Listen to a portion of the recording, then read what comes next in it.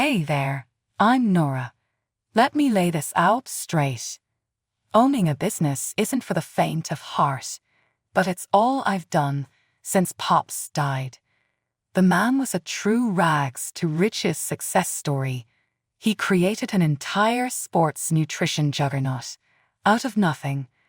After he left, it was up to me and my big bro Ryan to keep the ship afloat.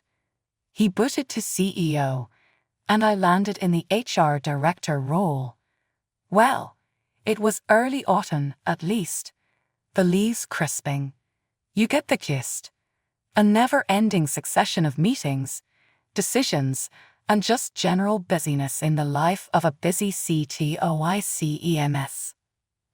Ryan, you and I were up in his office one morning.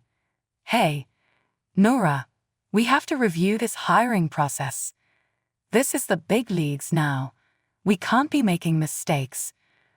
Ryan shuffled through a stack of papers like they were burning hot potatoes. Got it, Ryan. Gun in hand and scribbling notes. I replied, I guess I need to be a little more rigorous with these interviews. Sorry about all the duds. Tara, Ryan's assistant, interrupted our babble when she poked her head into the room. Ryan, your 10 a.m. is here. Ryan nodded. Thanks, Tara. Let's wrap this up, Nora. Remember, quality over quantity. I went to a nearby bar with some buddies at night because, after all, the unwind is important too. But life had a curveball saved up. That is where I ran into Noah, a sport reporter, glorified blogger type who was always carrying his camera around. He had that slay smile, told me he knew who I was from an industry bash. You're Nora, right? The nutrition guru. Next time, he murmured, approaching the bar where I sat perched. Guilty as charged. You're Noah, sports talking head who can't handle his booze? After his less than impressive performance at an event, I joked.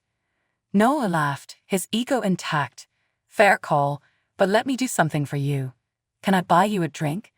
I was ready to blow him off, but I could not persist. Okay, but make it tasteful. No beer goggle specials. So now neither the alcohol nor my vagabond wasn't making Noah's charm last. He was clever, he knew his shit, but I wasn't in the business of diving and hoping for water to be there. Fast forward a few months and things started to get real. Ryan was so protective, calling me into his plush office that looked more like a fortress. Ryan broke in. Nora, Noah. No greetings or niceties of any kind. You sure about this guy? He's dressed smoother than a dry-glazed gravy. Ryan raised an eyebrow at me. I get that, but he's different. At least it seems that way. I explained, knowing that Ryan had a BS detector the size of Texas. Ryan leaned in, his voice low. Just watch yourself, and for heaven's sake, have a prenup. Whatever you do, keep him away from the money. Relax, big bro. It's under control. We'll sort the prenup. Noah was not happy about Noah being fully aware of the fact that even just speaking with someone would have considered it a betrayal. But alas, it was not an option, so he grudgingly signed anyway. Marriage to Noah, it was the bottom step of a roller coaster that only goes up initially. Noah and his stuff moved into my sprawling house, the one Dad left me. This was more space than I imagined needing, but soon Noah turned my big hangar of a house into what looked like an episode set for MTV Cribs. One slow Saturday morning, and I stumbled onto Noah outside, readying the tripod stretching high to the house. He was getting a shot like he directed the latest blockbuster. Noah, why is he so damn vocal? I asked, coffee in hand. Content day, babe. Gotta keep the feed fresh, he said without raising his head. Only it'd be worth making the background this behemoth of a backdrop. Killer views. You mean my house? I frowned. Be sure not to let everyone you're the owner. He produced a quiet laugh and playfully slapped my shoulder, as if I'd just cracked wise. Relax, Nora. That all just show business, you understand, right? Got to sell the dream. These content days became more extravagant as the weeks went by. Luxury cars turned up in our driveway on hire, and designer clothes would be spread over the back of sofas from where we were renting them out like visual merchandising. I found Noah one night rifling through a stack of over-the-top watches and doodads. The living room looked like a clip out of one of those reality shows, except people shopped as if tomorrow was not coming. "So you going to start running a pawn shop with all this?" I joked to lighten the mood. "All props, Nora. It's for the gram, you know." Noah responded, his eyes never looking away from the screen on your phone where he read every comment and like. Gotta keep up with the Joneses. It wasn't just the props. Bills started piling up too. Noah ensured we were seen at every popular joint in town, as his credit card debts lined up like a house on fire. Arriving home one evening, I found Noah surrounded by what seemed to be a wind-up film crew in our living room. He was dressed in a suit, showing us around our house like we were at 10:00 p.m. and watching the Fancy America real estate show. "Noah, do you have a second?" Patience be damned. I yanked him aside. "Sure, babe. What's up?" He gave us his lobby-ready smile without breaking stride. "All of this, everything." I waved my hand at the lights and people. "It's too much. Jesus, you're turning our home into a circus." Noah looked hard for a moment before he took my hands between his own. "Nora, love, this is good for both of us. These videos, they are going viral. It's all branding, baby. This is just killing it for us. Just enjoy the ride." There were a precious few days, and on one rare evening actually at home for dinner, Noah suggested something that sounded promising. "Hey, Nora, I was wondering," Noah said nonchalantly as he handed me the salad bowl, "how about I give our family business a little push via my blog? Sports nutrition products. A feature piece, it'd be a fun project." This had piqued my interest, but cautiously so. Success was not really a guarantee formula for mixing business with pleasure. "Really? Wow, that all sounds good, but how much is this going to cost us?" I asked, as delicately as I could. Noah smiled, making a dismissive wave with his hand as he took another bite. "Oh, come on, it's family. I wouldn't charge you guys. We'll do it for free. The publicity, it makes you wonder, doesn't it?" I was optimistic the next day when I took Noah to visit Ryan in his office and present him with our capital investment pitch. When Noah asked me to come in and take a meeting on this scoop, I assumed this was going to be essentially perfunctory, since he had already agreed that the promo we would run as part of compensation for his story services could not cost him anything. Entered Ryan's office with a proud spring in my step at Noah's kind proposal. "Ryan, Noah has an idea to get our product line written up on Prime Blog News." I started off smiling at Noah. Noah gave a self-assured nod and began to speak. "Thanks, Nora. Ryan, so I have a pretty decent follower base and making some nice quality videos about your products and putting on blog/vlog. What do you think? Maybe like, even if it's series. Really, it can drive some traffic and spike sales. Best part, it is my pleasure to do so as a family favor." Ryan looked a little taken aback. His chair reclined slightly, and he smiled carefully. "Wow, you're quite the sport, Noah. Seems like a bit of an easy chance for some extra exposure. What's the catch?" Noah paused for the briefest moment before letting it drop. I meant free as in you don't pay from your pocket up front.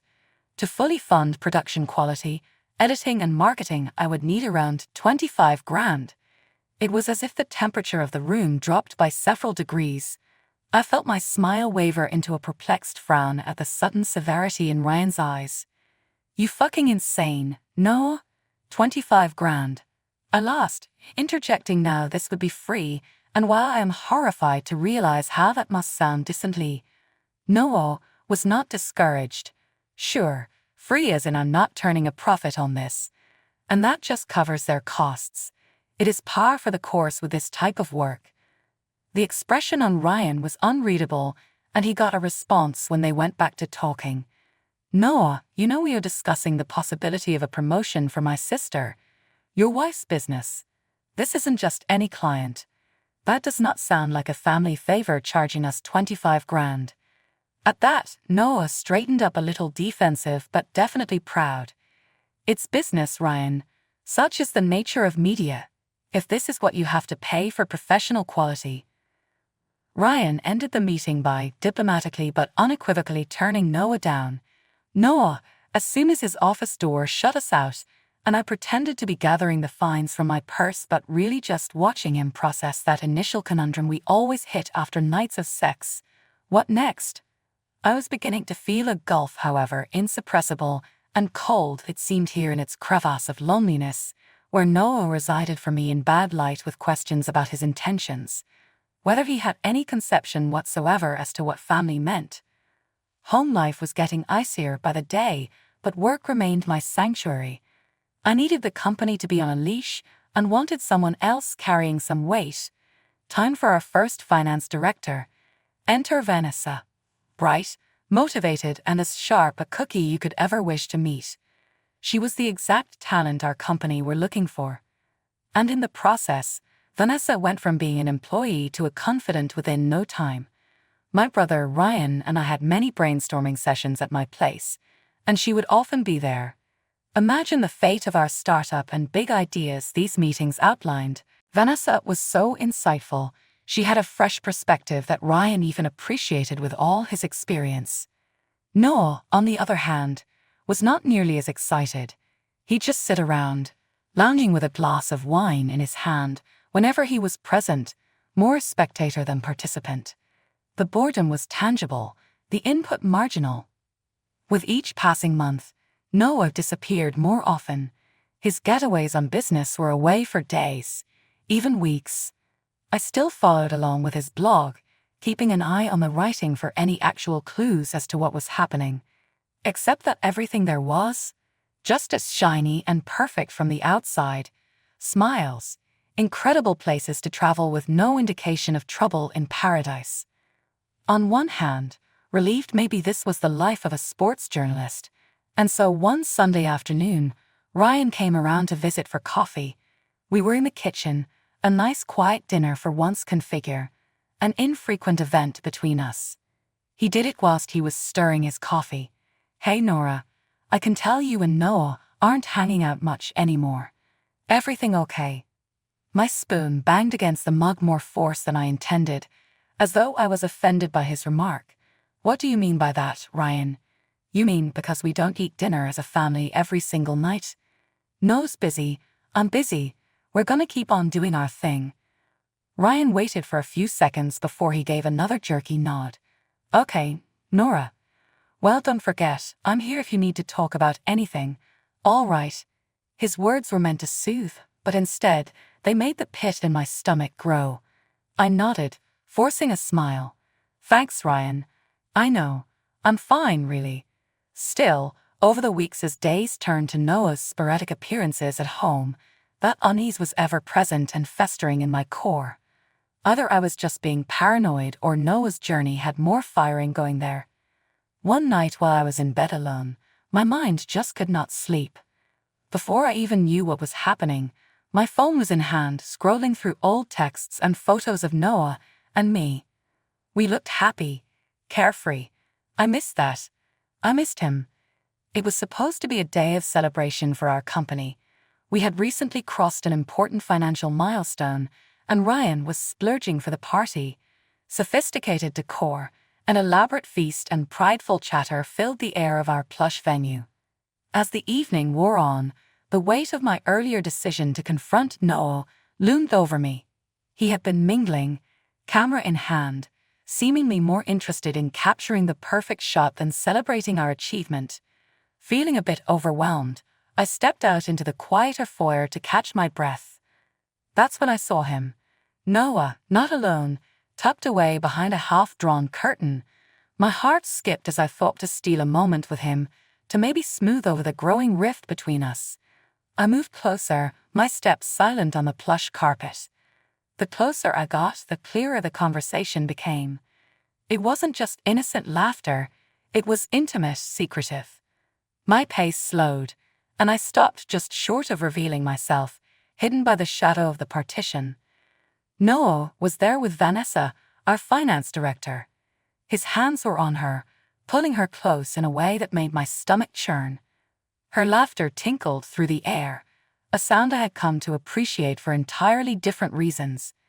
And once Nora's money hits our account, we're set, Noah whispered, his words like daggers. We can finally get out of here, buy that house in Mexico, just like we wanted. Vanessa giggled, her voice dripping with contempt. Can you believe how easy it was? She's such a stupid chick, clueless and loaded. Their laughter cut through me, sharp and mocking. My breath caught in my throat, heart pounding with a cocktail of hurt and fury. How long had this been going on? How could I have been so blind? I backed away quietly, ensuring they didn't notice me. My mind raced as I returned to the party, finding Ryan in the crowd. His face was lit up with pride and joy, sharing a joke with some of our top managers. I pulled him aside, my voice a hushed, urgent whisper. Ryan, I need to talk to you. It's urgent. Let's find somewhere private. Once secluded, I spilled everything, every word, every laugh I had overheard. Ryan's face hardened with each detail, his initial shock turning to icy fury. We'll handle this, Nora, he said, his voice low and steady. We'll get auditors to go through the accounts first thing tomorrow. I'll also find a detective. We need solid evidence. His decisiveness was a balm, and his next words were a vow. They won't get away with this. Not against my sister, not against our company. We returned to the party, our faces masks of composure. Inside, I was reeling, but outwardly, I was calm, even as Noah and Vanessa rejoined the group, laughing, oblivious to the storm coming their way. The morning after the party, I was up early, driven by a mix of adrenaline and resolve. I met Ryan at the office before anyone else had arrived. He had already lined up meetings with some of the best auditors in the city and was on the phone trying to secure a reputable private detective. Nora, I've got someone coming in at 9. He's supposed to be one of the best, Ryan said as soon as I walked into his office, his face stern, the lines around his eyes deeper than usual. The auditors arrived, a team of 3, each with a laptop and a briefcase full of what I assumed were tools of their trade. They set up in one of our conference rooms, and Ryan and I briefed them on the situation without going into too many personal details. We've noticed some discrepancies in our accounts, small transactions that don't add up, Ryan explained, his voice firm. Make sure to go through each transaction for the last 6 months with a fine-tooth comb. The plan traded with Iris as a messenger for the first auditor, Janet. So we are going to go dive deep and start with the bank statements, cross-reference them in your ledgers and every transaction. It will take a few days, but we'll get to the bottom of where your money has been going. One of them was absent that morning, but Ryan knew better than to think he would not materialize, and thus it went. Later in the afternoon, a private detective crouched into his office on Old Timbers. A middle-aged man called Carl, professional to the bone from his body language. Taking the chair across from Ryan in his office, Carl said, Mr. Marshall told me you are dealing with possible internal fraud. I met his eye. Yes, and maybe more than that. We also believe it may be connected to a personal matter. Carl nodded, scribbling in his notepad. I'm going to need certain info, bank records, employee details, hopefully some communications and all the usual help that may build up a better picture of what might be happening. Days went by and the office was getting increasingly more intense. But I kept working, relating to my team, and even talking with Noah and Vanessa. Every interaction felt like walking on glass. Later auditors called us to the conference room and we got that review. And the news was as we had feared. Janet laid it out for us. Detective Windsor tapped her pen on the desk, opened a binder, and released several papers from inside before reading aloud. We found multiple false transactions amounting to just over $2 million, all being siphoned into an account eventually appearing in Mr. Noah Thompson's name after some research. I was stunned, the realization of it all hitting me deep into my gut. But there was more. And Carl was ready with his story as well. I've been tracking Mr. Thompson and Miss Vanessa Aronson for ages. They have been taking care, but it did not take long enough. I have pics of them, receipts for a car he purchased her and jewelry, tons of it. He took out the pictures and placed them on the table one by one, which was a knife to my heart. They have also purchased tickets Mexico. It appears they are planning to depart in 4 months. And this, Carl said, passing her a sheet of paper. Thompson has landed a job at media company in Mexico and through working visa processed for 2 months. I listened, Carl's words adding kindling to the already cold fire in me. Anything else? I asked, my voice steady. He said, they are just awaiting the final payment into their account. Either they are masterminding one grand blast before closing shop, Carl said. By the time we ended, and I left, there was no going back. The pain was intense, but few things sharpen the mind like betrayal. Noah and Vanessa would suffer the consequences of their betrayal, and I was going to see it though. Near the year coming to an end, I had a pre-Christmas bash planned like never before. The popular restaurant, all decked out for the holidays, was quickly brimming with excitement as employees streamed in after they heard efforts would be doubled during a meeting. I knew Noah would view it as yet another chance to shed some light on his beautiful life, which was so not his calling, unaware of the tempest brooding. The cigarette and nicotine-stained clothes matched well with this big moment in Noah's life as he entered the room in his sharp suit, pulling off a cheeky smile to aim into his exterior shot. Reporting lived to my if we had one of the most expensive spots in the city celebrating a blessing year, he wrote. Earlier that night, cameras I had installed snuck around and quietly followed at the edge of every moment to be used in service for my deeply rehearsed final scene. After a round of applause for the employee awards, I paused and walked to center stage. And, now for a very special recognition, I continued, my voice trembling but coming out all the same. She was one of our stellar performers and most committed, so I rang Vanessa. Finance Director, Vanessa Aronson, top honor of the year. She walked on stage with me to wild applause. Confused smile on her face as I handed her a gorgeously wrapped box. I nudged Skelly on the shoulder. Open it later, and she nodded as Anne scooped her up with treasure in tow. Stage 3, the grand final. Heart beating against my ribcage, I brought Noah to the podium. I started, and a big thank you to someone that has been in most of life travels with me. My echo filled the room. The room went silent, all eyes on us. Noah basked in the affection, blissfully ignorant. I handed him a similar box. Please open this now. He raised the lid, hands shaking slightly and confusion flitting across his face. He looked up, ashen-faced before he met my gaze, then glanced down at the divorce papers and a pile of photos of him with Vanessa, unmistakable in their show-punny intimacy. The silence was deafening. He looked at me and I saw it dawn on him. The entire thing was being live-fed, still showing his shame in front of everyone. And now, I said, turning to Vanessa, who stood paralyzed and open-mouthed near her seat. Will you please open your present? With a trembling hand, she opened up her package to find the receipts for the luxury car Noah bought her and revealed that he had stolen all of their money from his as well in account statements. As the evidence played out on a massive screen behind me, the room filled with murmurs.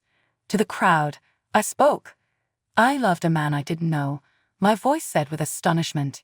He and our finance director conspired to not only steal money from this company, but also trust in each other, as the foundation of a future together. His voice cracked as he picked up the mic. It was all her idea. Seduced me into this mess.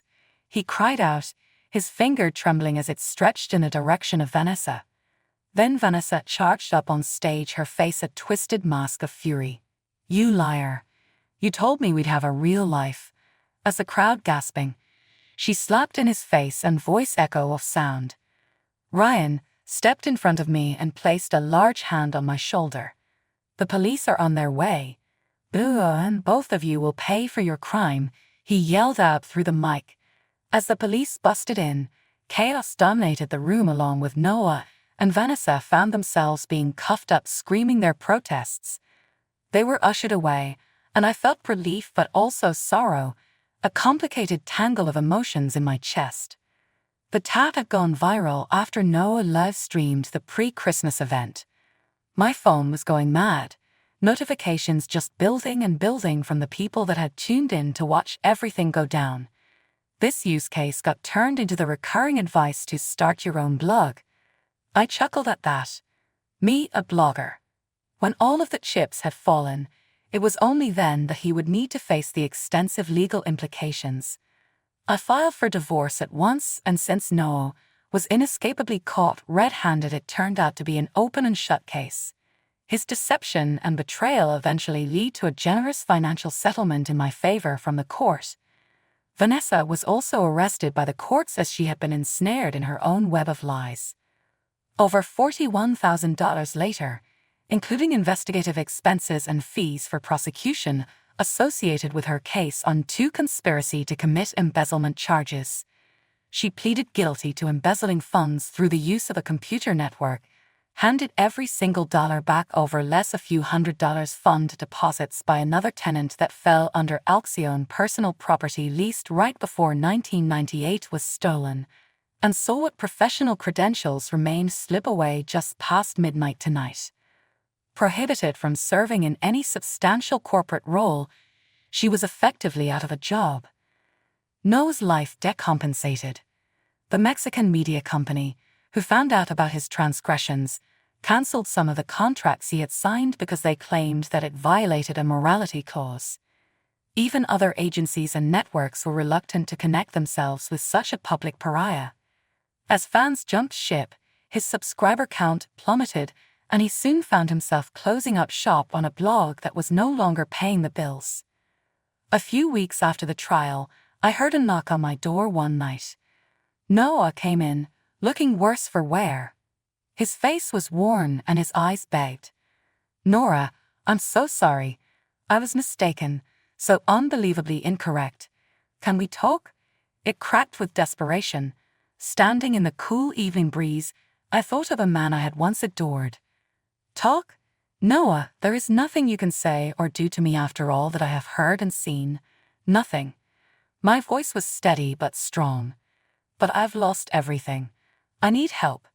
Nora, please," he begged as if stepping towards her. My head was shaking now, and I had made up my mind. "You made your choices, Noah. Now you live with them. Goodbye." I softly but firmly shut the door, ending any more pleading. I turned around, collected myself. I felt powerful again. It was over. I was free from his deceit. Ryan and I grew strong in spirits once again, and we set our successful company out on fresh new paths. There was all this amazing support from the community, and eventually, I did begin that blog. Noah, I learned, left town an empty shell of what he used to be in search for a clean slate. I did not want him to have bad, but he is a story, concluded and stuck in the vault of shit lived through.